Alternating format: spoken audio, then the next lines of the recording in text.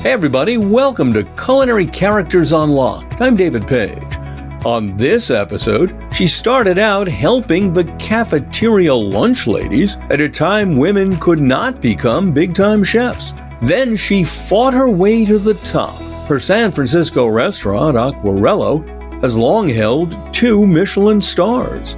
Here's Suzette Gresham. Chef, thank you for joining me. How are things in the Bay Area today? It's a beautiful day on the Bay. Isn't it always? No, it is now. It always tastes good in the Bay Area. That is for sure. Let me start. I would normally start by talking about your life, and we'll get there. But I am struck by the degree to which you passionately talk about a particular subject. So I want to start there first. The difficulty of being a woman in the restaurant industry. How tough has it been for you over the past few decades? Well, I'm going to flip-flop a little bit for you, and that's that I've been around for 40 years in the industry. And I think it's very easy to enter into virtually a pissing match about who had it worse. But I find what I think is more impactful is to ask, where are we going? I do a lot of mentorship, and I have had the honor, and I'm flattered to have had 65 externs pass through my kitchen, not to mention young culinarians. And so for me, it is day by day breaking down what may have been a stereotype. But remember, our younger generations may not even know what that was. So they face a different battle, and I face a different struggle in training them because the obstacles are different. So obstacles for me at that time were simply a case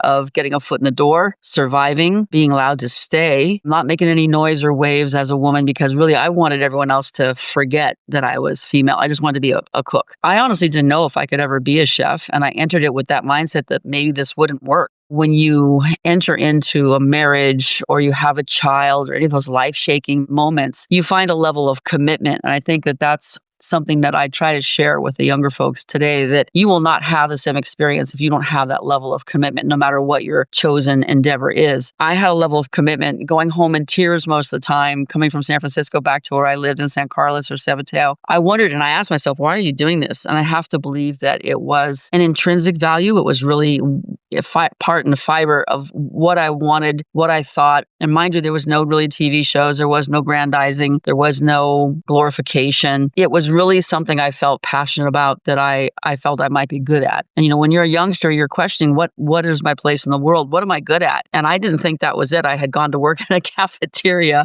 with the little lunch ladies and the white dresses, the white hairnets, the white stocking, white shoes. I was having a blast. And one day, the manager, who was a gentleman, came to me and he said, "Have you ever thought about this as a career?" And I said, "Women don't do this." He said, "No, they don't, but you should." And that was the first moment of validation that maybe there was an opportunity there. And I was going to school I was 1970 something.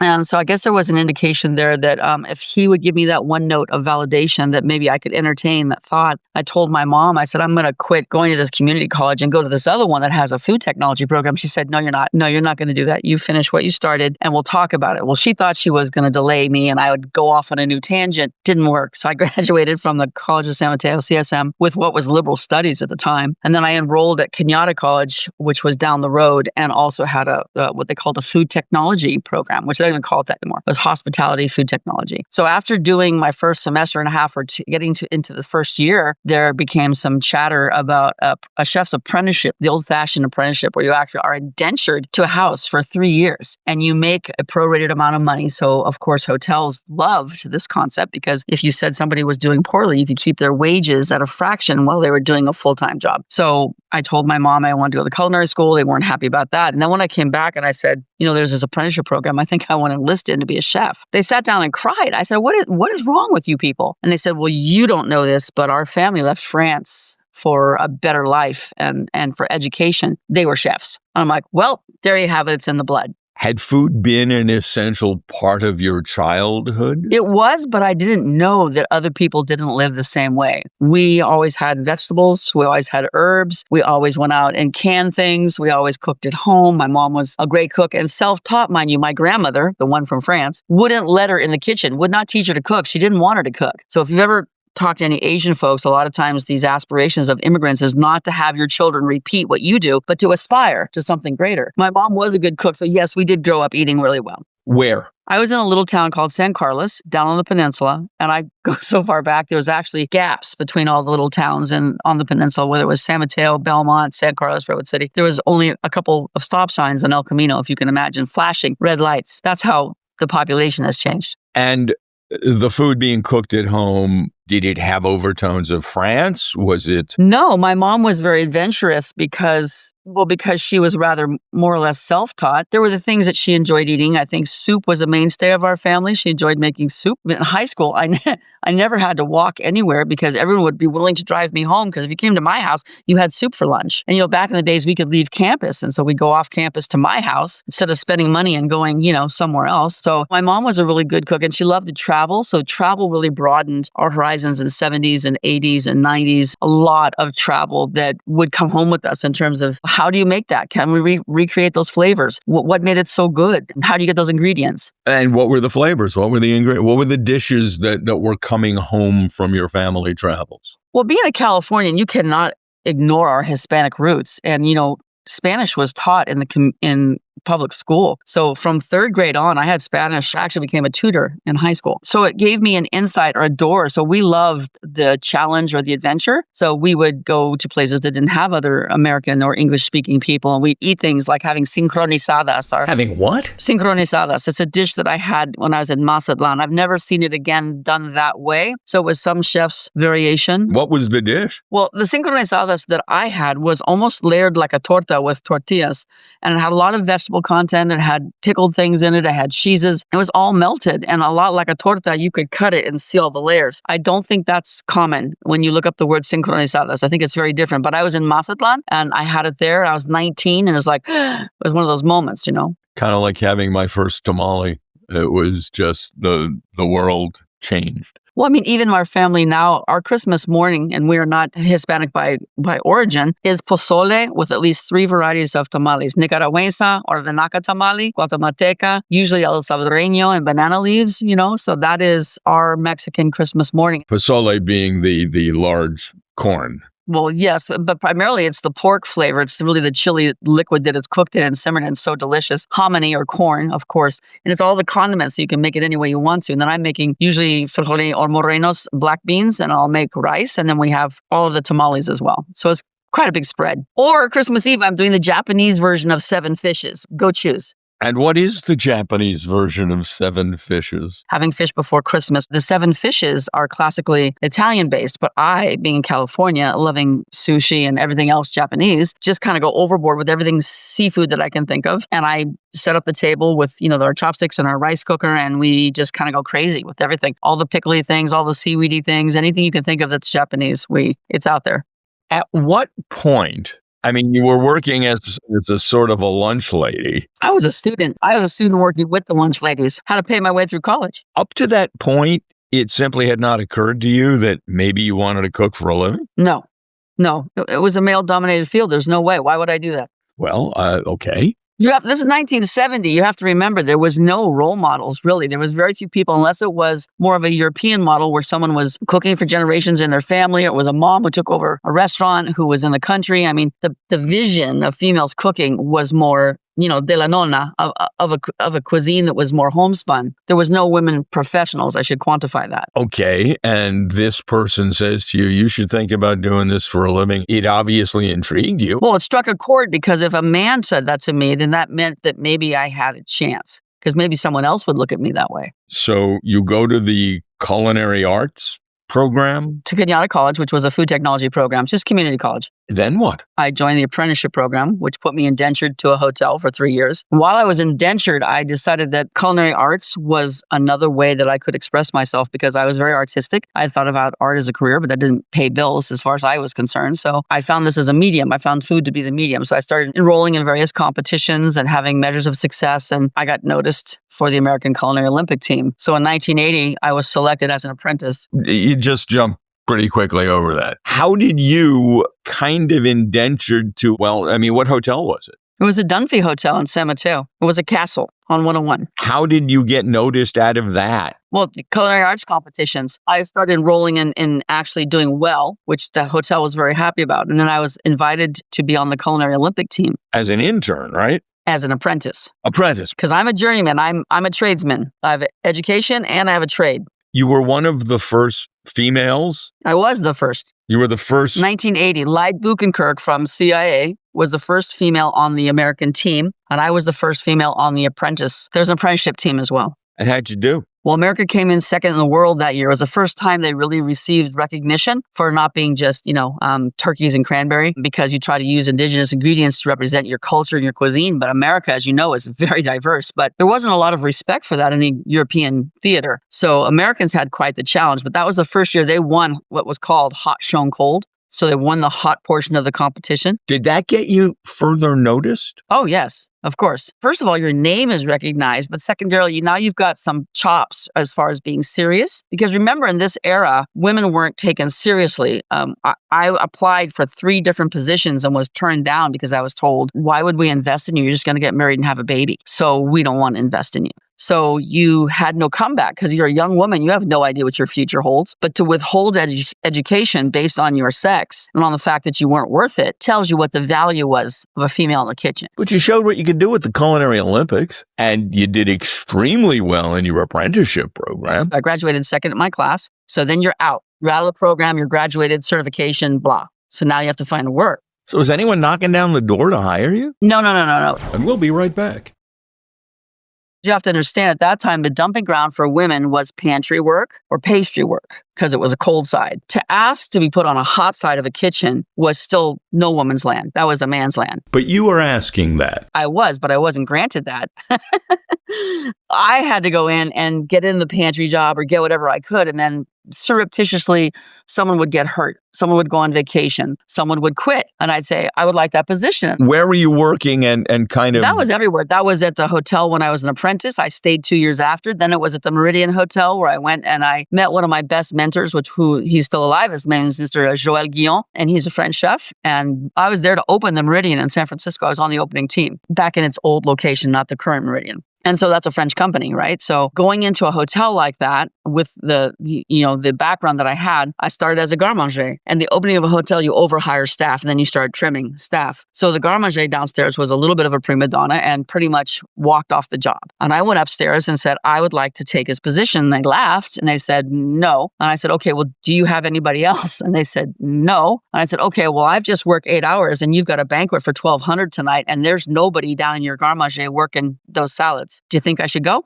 And like, okay, we'll talk about this tomorrow. So I just put myself in the role, right? Then the butcher had a heart attack, which worked right next door to the garde manger. And I went to the chef and I said, can I help fill in for that guy? He said, you don't have any skills. I said, well, I do have some skills, but I'm sure the other butcher can help me, but I'm willing to learn and I'm willing to work. So I got to be the butcher for 2 months. Then the pastry chef's wife had a baby and his pastry assistant had to step out or however that worked. And I said, can I go to the pastry? And he said, okay. So I went to the pastry. Then the position opened up in the fine dining room. And I said, can I go on the hotline in the fine dining room? And he's like, So I did. And that was the beginning of the tough. That was the tough of the tough. The chef instructed everyone not to speak to me. What? Yeah, they were not allowed to speak to me. Why? Because he didn't want me. The executive chef of the hotel put me there because he knew I could do it and that I would learn. The chef of the restaurant within the hotel did not want me there. So it was really tough. It was really adverse. Learned a hell of a lot. But my life was pretty miserable. Every day I'd just go home in tears. That was a training ground. That was like do or die. Either you're going to make it or you're not. What happened next? I made it. Then I left and went to United Airlines. Hold on. In terms of prestige. So I'm in fine dining. I'm in an Alain Chapelle restaurant, which is a guru who has passed away from Lyon, France. And an opportunity came up for a position as a sous chef for United Airlines in their wide-body catering kitchen. And I went to my mentor, Joël Guillon, and I said, chef, here, I have this opportunity. I really want to stay here, but am I ever going to get recognized or promoted? He said, no, you should take the other job. He said, I would never say that out loud, but you should go pursue the other job. He said, you're not French, although that's my heritage. You're female, and you're not going to get promoted here. You have an opportunity. Don't miss that opportunity. He was absolutely right, and I couldn't thank him more for being candid. Hold on. So now you're making prepackaged little chicken. No. wide body catering kitchen. So we had contracts with, at that time, JAL, boarding their first class, where they put a tin of caviar and a lobster on per person. And we're boarding, back in the day, it was a reciprocal program. So wherever your planes were landing, those companies and those destinations would put food on your aircraft. So it could be Polynesia, Taiwan, it was Mexico for sure, coming from the California coast. All of the upper echelon of United Airlines service, because it was a catering division. So wide body catering. So that means if there's anything special going on, we were going to do it. And I was only the second female sous chef in the whole system. Were you learning things? Oh my God, yes, because I, would pick up the phone to make a dairy order, and that was $3,000 later. You're running a 24-hour kitchen. First it was 18 hours, then I went to a 24-hour kitchen. All of my crew was older than me. They tested me. They did all kinds of horrible things to try and see if I was going to survive. I actually got grieved, because this is a union position. I got grieved. They fought against me because I touched the food, and in a management role, you're not allowed to, because you're taking an hourly employee's job. My manager at the time made me write the response and attend the grievance and explain myself to the labor board that then assembly is like a firing squad. You have to come in and explain what the hell you're doing and why. And then they get to decide if it's acceptable or not. And was it? I simply explained that in order as a chef to learn what I was managing, I needed to know the products, and that I was not taking anybody's job, and I was on these positions for less than maybe a half an hour to an hour to understand, to do portion control, part of my job, to do quality control, part of my job, to do management of staff, part of my job. But I needed to see the food to see if it was good, bad. I mean, whether you're making sandwiches or you're boarding first class, it still has to be good. It doesn't matter. We're putting 18,000 meals out every night. It has to have a quality control of some kind. I took it very seriously. That was a great job. And they sent me to Chicago for a management training program, which was instrumental, very, very helpful, very good. So what happened next? Well, when I left United, that was my jump to the Donatello. People thought I was crazy and tried to talk me out of it. The Donatello being a prestigious hotel in San Francisco, and it had a fine dining room. And that's where I met my partner, Giancarlo Petrolini. Did they come to you? Did you go to them? Was it time? Well, interesting. I mean, everything in my life is, I guess I should write the book. It's pretty interesting. There was an opportunity. And the chef that I went to Germany with years prior said, Suzette, there's this opportunity. They need an executive chef in San Francisco at this hotel. And he was working at the sister hotel in Monterey. And I said, Steve, I'm not ready for this. I can't do that. And he said, look, you're a really good cook. And that's what you have to remember. And you need to ask yourself, if you miss this opportunity, will you regret it? And I'm like, yeah. And he said, well, then go get in a couple Italian books, get up some vocabulary, understand what's the basis, internalize that information and go cook for these guys. So I had to make something like an 8-course tasting lunch. So I had to go do a tasting. You were going to have to cook Italian food, and that was not in your wheelhouse? Well, I certainly wouldn't have called myself an expert at that moment in time. And after reading a book, you were able to fake it? No, I didn't fake it. Pardon me. Let's take a step back. If you're a good cook and you have good technique and you have a good palate and you want to understand, remember, my French heritage is not too removed from Italian cuisine. So if you want to understand, you go to the soul of food. This is my opinion. You go to the soul of food. So what you're looking through a book is you're not copying somebody's recipe. You're looking for indigenous ingredients. You're looking for history. You're looking to see what dishes came from where and why. Right? So if you're going to create something, you want it to have substance and balance. This is the cornerstone of me and my career. I am not a bullshit person, in case you can't tell. No, it got right past me. You've completely fooled me. Okay.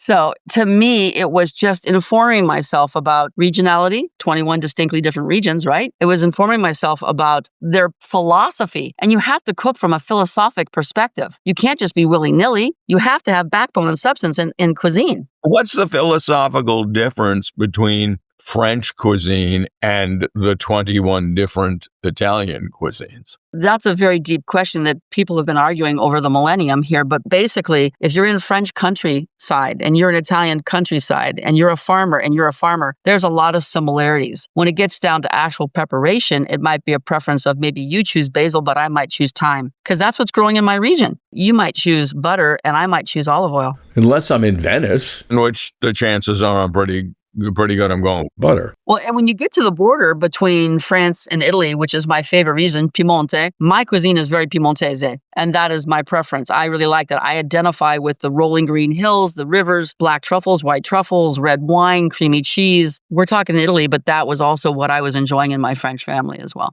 So I think there's degrees of difference between any cuisine. If you want to go into Asian, if you want to go into African, there's degrees of difference. I mean, I've asked myself a million times, like if you take the spice cumin, how it traveled around the world, and how did curry get to be Japanese? I mean, there's unending answers, and there's historic background, and there's trails of things that occurred in our history as a globe. But back to when I was trying out at the Donatello, the root of this question was, how could I go cook for these people, right? So Steve, my mentor, Steve Pagano, who's still a good friend, said, bone up, educate yourself. So I wasn't stealing recipes. I was trying to understand another culture. And so when I went to cook, I was one of 10, and I couldn't take the people there to United Airlines. How could I cook for them there? So I had to go cook on the spot in their location. So that's even like doing mystery box. That's even further complicated. I don't know their kitchen. I don't know their staff. I don't know where anything is. But I was willing to show my chops, to show my moxie that I could do this no matter what. And that has got to be a cornerstone too, is I'm a survivor. I mean, you could throw me in a garage with a sterno and I'm going to come out with something. That's just me. Now, some people would say scrappy. I'll take that as a compliment. Thank you. Some people would be much more elitist about that and say, that's crap. That's okay. They can say whatever they want to say. I know what I did and what I had to do to get where I wanted to go.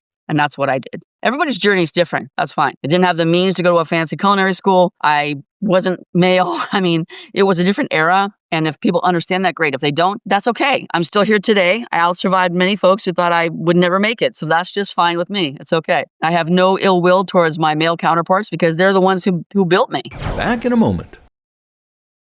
I read that when you showed up at the Donatello after you were hired, so obviously you got the soul of the food, the kitchen staff assumed you were the pastry chef because that was a woman's... Pantry girl. Pantry girl. Yeah. They did. It was an all Chinese crew, and they spoke very little English, especially when I was around, because I came in and I did my tasting. Nobody really knew what I was there for. And then the kitchen was very small inside the hotel. And so I stepped up into the pantry area, and Giancarlo came in and said I was hired. And I hadn't said anything to anybody. And they said, oh, it's the new pantry girl. And he turned around and he said, no, that's the new chef. And you could have heard a pin drop and all the jaws dropped, and then all the Chinese began, and then no one was talking to me. They realized in a short amount of time that in order for them to keep their jobs, somebody was going to have to talk to me. So the sous chef, Shui, was my ombudsman, if you will. And he was my liaison. And so what I did was I thought, well, cooking is a universal language. So I put myself on the hotline in the middle of the guys. And that's not what they expected. You know, chef is a nice white starched jacket, stands on the outside, does expediting, blah, blah, blah. The chef before me, Luigi Negroni, who has passed away, was really wonderful Italian. And so he had the mystique. He had the Italian language. He could command and dictate things. He was the expert. He was the authority. But who was I? I did not have that tool in my wheelhouse. So all I knew how to do was to impress them with my dedication, my passion. I humbled myself. I asked them to show me things, and I cooked with them side by side. And so in that manner, I gained their respect, and I was successful. And the biggest compliment came in one day, and someone was introduced to the kitchen, and they were laughing because I was the only female amongst all of my Asian crew. And they said, oh, Suzette. And my sous chef said, oh, I know. She looked different.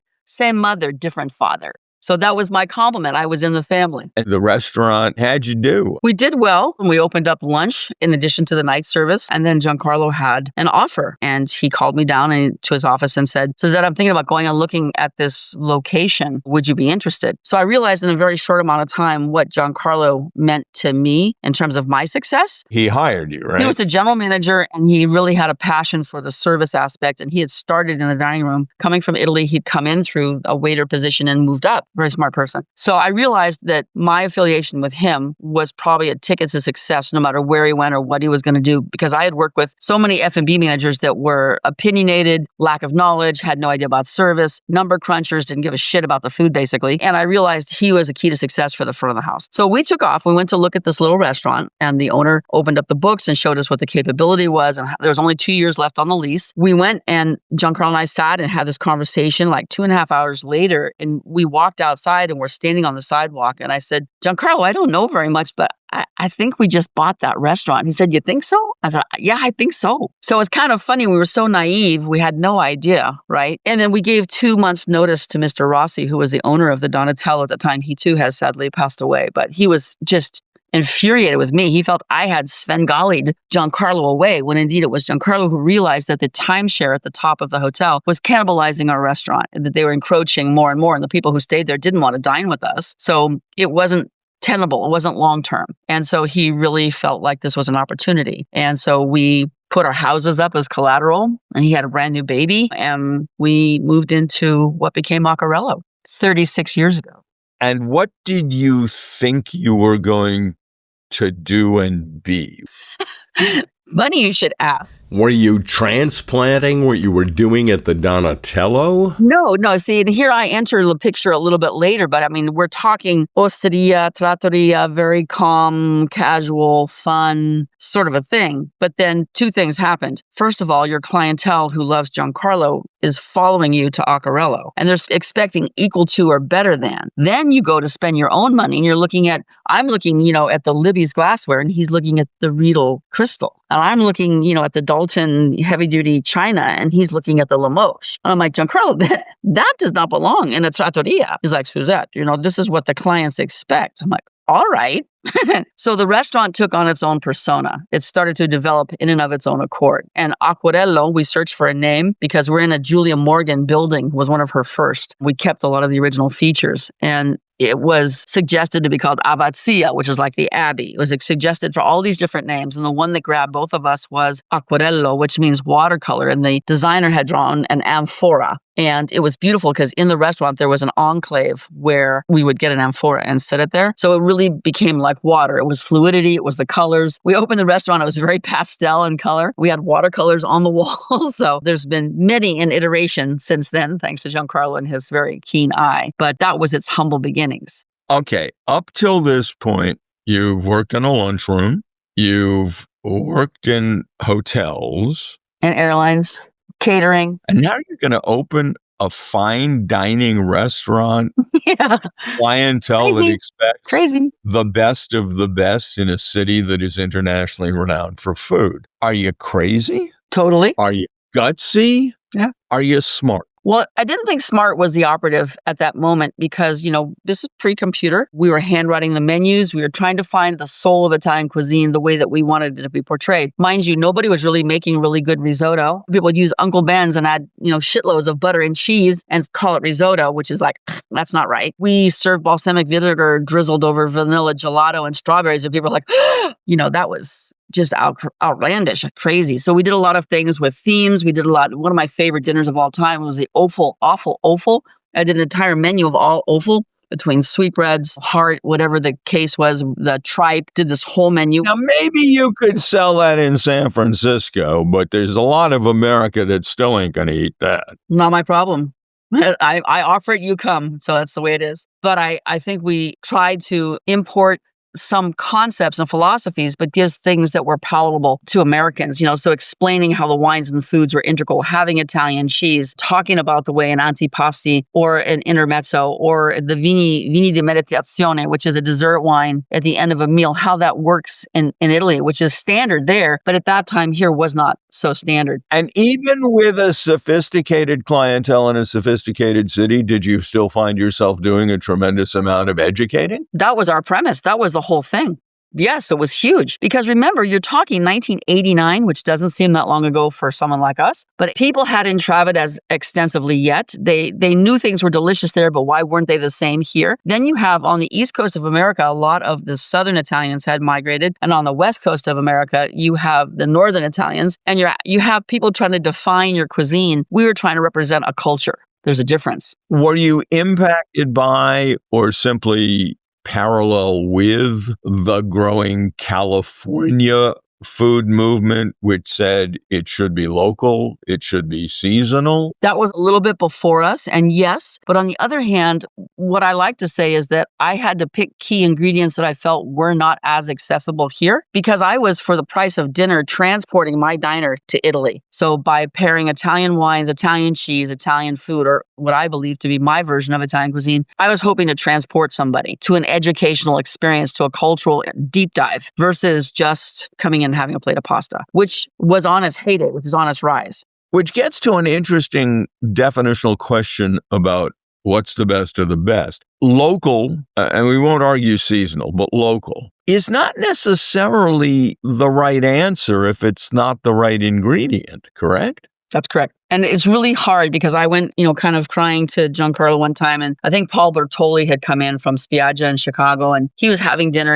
And I met him and I talked to him and I was very impressed. And he makes his own prosciutto. He makes his own stracciatella burrata. He makes everything himself. And so I came to Giancarlo, I was very depressed. And I said, I'm not doing the right thing. I'm not good enough. He said, Suzette, when you're in Italy and you have a little restaurant down the street, the guy that makes the cheese, you buy it from him. Over there, the guy in the pasture has got the pig, you get his prosciutto. Up there, they got the wine in the vineyards. I don't even have the vineyards in my area. I go buy the wine and I bring it down and I pair it with my food and you make your food your way. So it assuaged me a little bit. I felt a little bit better, but that's a very big question that I struggle with all the time because I do buy local. I buy the local double A dairy stracciatella. I try to use everything. I do love Seca Hills olive oil, for example, but I don't use it on everything. I have imported olive oil from I don't know how many regions in Italy because to me, it's a tool. It has a lot of flavor and character of a region. So if I'm making you a Southern style crudo or a Tuscan style carpaccio, those are very different dishes and they take very different ingredients, including the oil. I try to really be cognizant. Of course, we go to the farmer's market on Saturday. We have all of our accounts. We get everything fresh we possibly can. So I'm not ignoring California, but I'm doing Italian cuisine in California. So I'm trying very hard to support those things.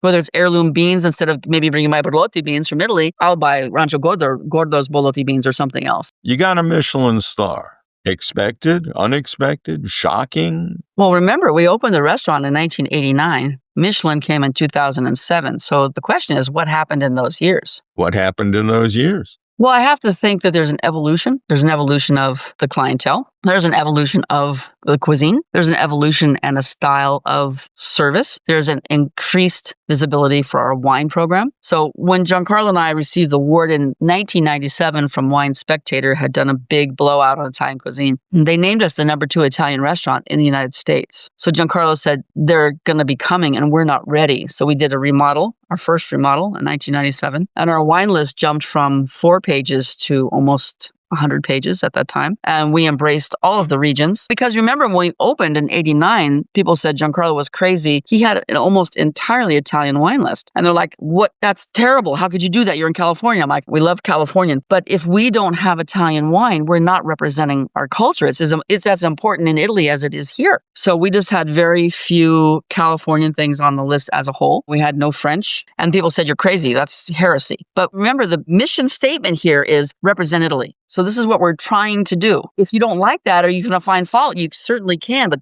that was our goal. And you got a Michelin star. At the first restaurant you've ever owned. Well, I didn't want to be in restaurants. I didn't want to be in restaurants. But you're in restaurants. Yeah. And then you get a second Michelin star. Yes, that was wonderful and a surprise and most appreciated. It's difficult. Michelin is a whole nother topic. They're the only governing body. We used to have the Zagat guide. We used to have Galt Millau. We used to have other guides, even local things, that gave our diners maybe some more insight. It wasn't so just one way. I'm very pleased to be included, and I would never fly in the face of the culinary guards. But many times you ask yourself as a chef, am I selling my soul? Because if you feel for some reason that something Michelin represents stifles you or keeps you from taking a risk that you would normally take, then you have to ask yourself about the validity of being a member of that group. But does it? Is there something you put on the menu and think, maybe these relatively conservative anonymous Michelin people will think no? Well, it's the source of many an argument for sure, because you are creative and you're trying new things. And remember, for everything like a sword, it's double-edged, right? So everything you try that's new, is it good enough? Or everything you try that you recreate that's old, is that too tired or bored? Or has it been done before? Where's your creativity? Where's your interpretation? Where's your basis? And because my heritage isn't Italian, I've spent all these years building my credibility, if you will, as an Italian chef. And I'm very proud of what I represent. And I think I've been a great ambassador, a great ombudsman to bring another culture and cuisine to California, which now in today's world, I think is part and parcel of who we are. I mean, can you imagine America without pasta? Can you imagine America without pizza or balsamic vinegar or any of the things we take for granted? So the world's getting smaller and smaller. And I just want to represent something so it doesn't get lost, basically. Things have their moment, though. Has burrata reached its sell-by date? I think, depending on how you choose to serve it, decides that factor. How do you serve it? I don't.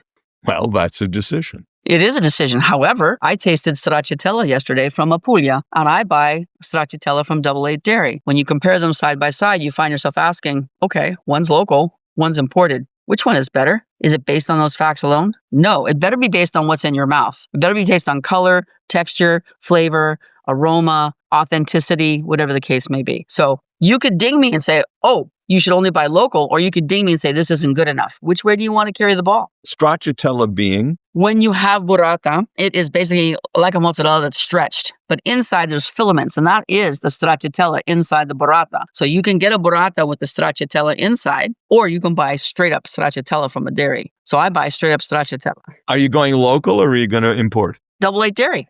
Here, California. You're staying local. But I'm considering, and I always do this, I don't turn my eye or my nose or my palate against anything until I try it. So it makes you kind of adversarial, if you will, and you wonder at what point will you be accepted or castigated? Because, oh, that's great. Where'd you find that? Oh, that's not local? Or, oh my gosh, you brought that all the way and that's so good. Maybe you've never had stracciatella from Italy. Maybe you don't even like stracciatella. I don't know. But I'm willing and have been willing for a period of time to take a chance. If you want to find fault with me, I'm here front and center. Take aim. What on the menu right now excites the hell out of you? What excites me is what's coming on the menu right now. We have a vegetarian tasting menu that is very uncommon in the world of fine dining. So if you come and dine with us, you have an option between taking a seasonal tasting menu or a vegetarian seasonal tasting menu. And our CDC Gonzalo just created a tuna carpaccio out of watermelon. So it's entirely watermelon. It's not fish. And we labeled it, tuna carpaccio because it is so reminiscent of the texture and flavor. It's very unusual. And this is not a ton of molecular gastronomy. And I won't reveal what we're doing as much as it's a nod to something that's perfect the way it is. You take tuna, you slice it thin, you make a carpaccio. You take this processed watermelon that we do in-house. It's fresh, it's farm-raised, it's delicious watermelon, and you slice it and treat it in a certain way. And you swear to God, like, oh my God, how did you create that? To me, that's the mystique. And as much as we don't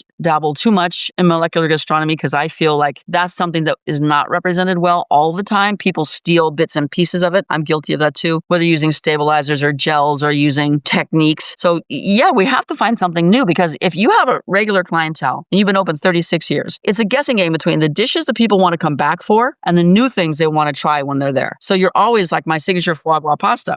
Tell me about that. It's ridged pasta, right? It is. Our foie gras pasta started this year, 30 years ago. Giancarlo said to me, Suzette, you should make some pasta with foie gras. And I'm like, oh, that's interesting. So I went hunting around and snooping, and one of the people that I admired was an Italian chef named Gualtiero Marchese. Gualtiero Marchese has also passed away. He had a cooking school. He had a program. He's been the father of cuisine, modern cuisine in Italy for a long time. And he did something unique. He was able to minimize a dish and keep the essence. This is extremely hard. And a lot of times you minimize a dish, you lose the essence. He had a dish way back in the day that was goose foie gras. It wasn't a pasta sauce necessarily, a truffle. It was a sauce, but it wasn't a pasta. And I saw that and it became the springboard of inspiration. So being in California, I went to Sonoma. There was a duck farmer at that time who had duck liver foie gras. And I got the duck liver. I changed the ratios and I played with it until I made a marsala-based foie sauce with truffles that we serve over pasta. So that came to be 30 years ago. And if you're honest, you can put probably in your hands the dishes. They said, okay, tomorrow you are cooking for God and Thomas Keller.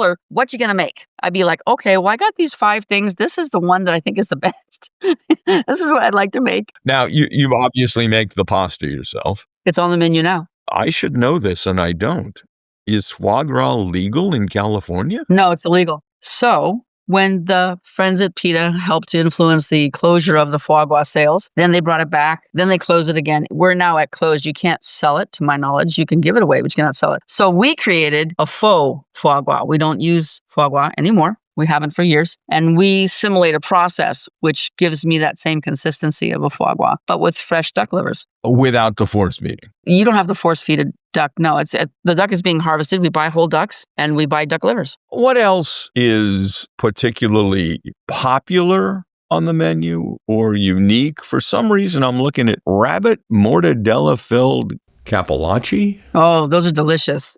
I have no idea what the hell this is. I just like the word. Gonzalo has a wealth of knowledge with salumi, the whole category. With fine dining, you have a hard time sometimes presenting salumi that doesn't look more country style or look more rustic. So he happened to make a rabbit mortadella for us, and I flipped out. Mortadella is one of my favorite things. Mortadella being a cured meat. Mortadella, just as it is, a cured meat. But he made it for us with rabbit. And I couldn't believe it. It was so incredible. So all that work goes into making a rabbit mortadella, and then we make it into a filling for the pasta. So the pasta is filled with the rabbit mortadella. Is there a sauce? Oh, yes. But the sauce is minimal. When you want a filling in a pasta to really showcase, you can downplay your sauce. So you have to remove the idea of ragu from your mind for a moment. And remember, you have a delicately filled egg-rich dough with a rabbit mortadella. Rabbit being a white meat, it's very delicate. Mortadella classically having, pistachio, some pork products, and other fillings and flavors kind of on the pink side. So when we serve it, we do a very, very clean little bit of a butter, just a butter with stock, toss it and serve it with the pasta and little pea tendrils. We do fresh peas at this time of the year, double shucked little peas and pea tendrils. And it's just a small portion on our seasonal tasting menu. It's to die for. It's delicious. You do a lot with lobster, which certainly isn't a West Coast item. No, but lobster is considered a luxury item. And when people come to us, many times it's celebratory, it's anniversaries, it's birthdays, it's graduations. And so if they think they've saved up the money to come to Acquerello, their expectations are very high. And if they're celebrating something, proposing to their prospective wife, whatever the case may be, it's a celebration. So we feel we have to have a mix of things that allow people to choose. So we're one of the few restaurants that still have an a la carte or 4-course prefix where you, the diner, can choose your courses for a set amount of money and do not have to have our tasting menu. Hardly anybody does that anymore because it's costly. After the pandemic, you realize that if you could scale down and encapsulate what you do in your kitchen for space or price or time or labor or whatever, you had a better chance, a better rate of success, better control. And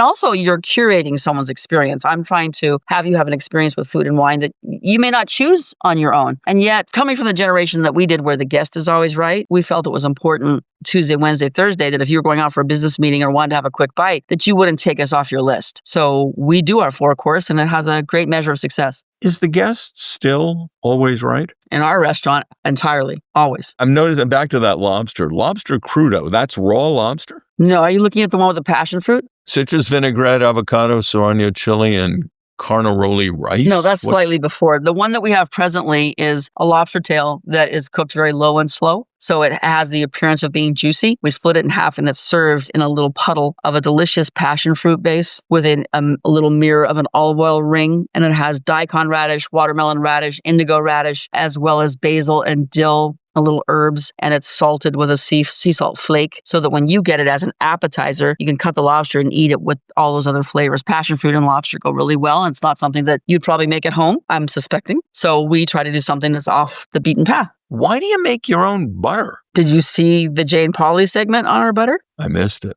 Okay, well, on Sunday mornings, Jane Pauley does a little splash. And it's something you might like to see only because she encapsulates what I'm going to tell you. But there is a woman who makes butter in Vermont. And our past CDC, Seth, who was with us for 9 years, is like a son, as we're still in very good, friends and in contact, was adamant about this butter. And he is from Vermont. And he went home and visited the farm. And she makes a very small amount. I think that per se in New York, us and maybe one other restaurant have her butter. She has 10 cows, thereabouts. With names like rutabaga and parsnip and all that. Her butter fat is not at 82. It's at 84, 85, 86, 87, depending on the time of the year. And so you taste that. So when we get the butter, it comes flown in. It's extremely pricey because of shipping. It's flown in. We take it, melt it down, and hold it at a certain temperature that we can make it malleable. We salt it ourselves to our percentages. We mold it, and then we turn out the mold, and we serve our butter at the table, which is animal farm butter. It's incredibly delicious. The color is vibrant. No, nothing artificial. We don't add. They don't add nothing. But it changes throughout the year, depending on what the cows are eating. If they're inside on hay, if they're outside with grass. So I've learned a lot about butter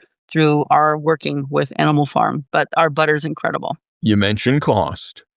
You're not cheap. The whole restaurant experience, top to bottom, is not cheap and is getting more expensive. That's correct. Do you have concerns about the health of the industry? Well, certainly. You can imagine the changes that I've seen. But let me tell you what it is. We have always thought of ourselves as a hidden gem. And given value, when you come in, there's like a little aperitivo. We serve you 3 stutz to your table, depending on your modifications, dietary restrictions, blah, blah, blah. You can order our 4-course or you can have a seasonal tasting menu. You are then served a full cart of miniardies that you're pulling from. You choose. We have options for caviar, options for cheese if you want it. And then we give a beautiful box of our almond biscotti, another signature item to take home for the next day. Nowhere is that mentioned. That's not said anywhere. The bottom line is we are trying to have you have an experience. So we're trying to guarantee that you're not just coming and running. Sometimes people are off to cinema or off to theater, whatever. But what I'm suggesting is that you're coming, hopefully having Italian wine with your food and enjoying yourselves and having a conversation with a dining partner or even by yourself or a group or family. We are convivial. So we are hoping that you're coming for an experience. That's what we're trying to provide. And those who are providing a more workaday experience, who can't keep up with the costs or the staffing situation post-COVID, are they just going to fall by the wayside?